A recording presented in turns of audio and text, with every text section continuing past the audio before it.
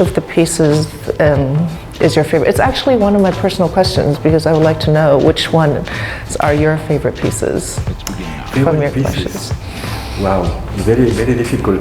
It's funny because one of my favorite pieces is your bag. Yeah, because that's one of my favorite pieces too. Yeah. Oh, that's fantastic. That means I have very good, And because I am a man, I prefer for my personal the weekender. The weekender bag. Ah, yes. That was the original piece. Was this size for a weekend, like a big piece for weekend, a little vacation, shape, but modern. Right. Very light and very simple to carry. And with these standard bags, because this is the standard weekender, right? And that's the standard 24-hour bag.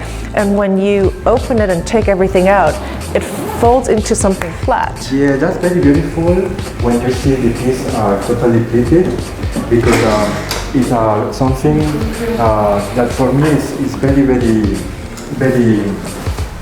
important. Is the light piece, and when you don't carry your bag, you just make it flat. Exactly. So you also prefer people to just throw it around and kind of make it soft and make it, And it's something that we couldn't explain by TV, but the waist of the bag is so important. Yes. The sensuality, of course, of when you touch. Right. When you use it.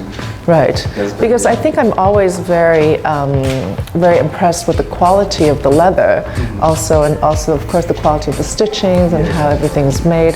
And the really cool thing I was just trying to explain is the way that these wallets are made, because they're all you somehow use the simplest ways to construct a form, Is that something that you always try to do? Yes, it's a kind of obsession to try to do all the pieces in the most simple way as possible. Right. It means delay the things that doesn't important. Exactly. You take out everything that's not important, and you only keep the important. The most important is not the original way, because a lot of people before me do that. As for example, Gabrielle Chanel in 100 years ago. Sure. But of course, I feel very well in this mood to do the right shape or the most perfect shape as possible. Right. It is a perfect shape.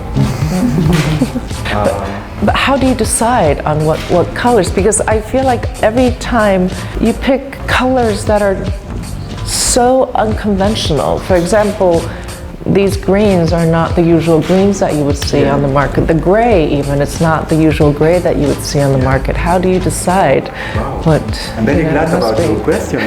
No, but you know why? Because these are my personal questions. I'm curious when when I see these. Not to choose a green like this. Exactly what kind of green, and in this case, I'm sorry, I couldn't decide the green. I could. So you just put two shades. Yeah. And I remember a few seasons ago, you had 3 shades of blue as well. Yeah. And you kind of create a story out of it. And then there's another season where you have everything that's black, but when you open it, it's the primary colors: red, yellow, and blue. Yes, was a very beautiful season with using only the primary colors. Yeah. But in terms of commercial approach, it was the worst collection that I Really? Yes. Because people can't see the bright colors. Yeah, but even outside, we was playing with the primary colors, yellow, red, and blue. Yes. Very primary. Oh yeah, that's right. Because you mixed it with the bright. Yeah, and was a very extreme feeling happiness, but finally you prefer to use something more neutral, not for the year, for your life, but for more time. Right. I think also because your designs are known to be more of the classic look, and you keep a lot of, actually most of your designs are consistent over the years. You just change maybe the texture. For example, there's suede this season, or you just change the colors, right? And then everything else is the same. But I think for us who love your brand, we find the change of the colors very exciting.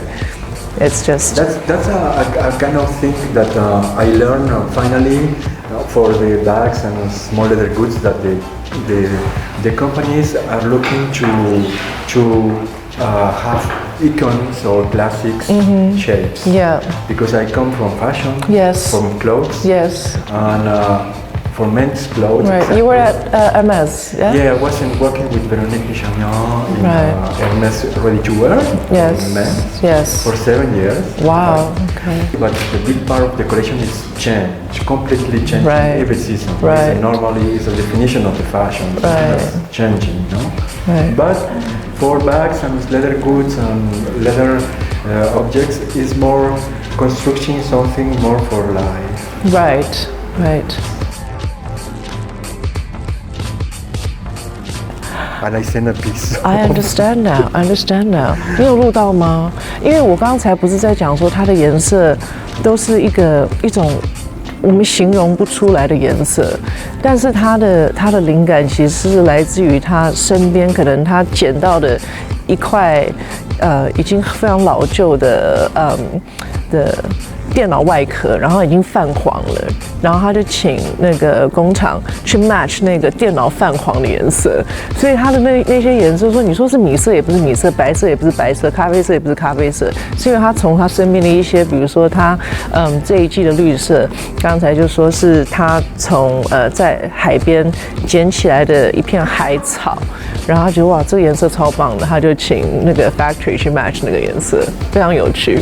Your design is one of, to me, is the greatest definition of classics, because it's always, there's no excess in anything, and even though the shapes are the same every season, but just the small changes in color and texture, it's just like, for example, with the bag that I have, I have them in 3 colors. But it doesn't matter, it just depends on, what I like to wear, or, even if when one gets old, because the shape is it's so classic, so that's kind of like the great thing about your products. So thank you, Isaac. Thank you. Welcome.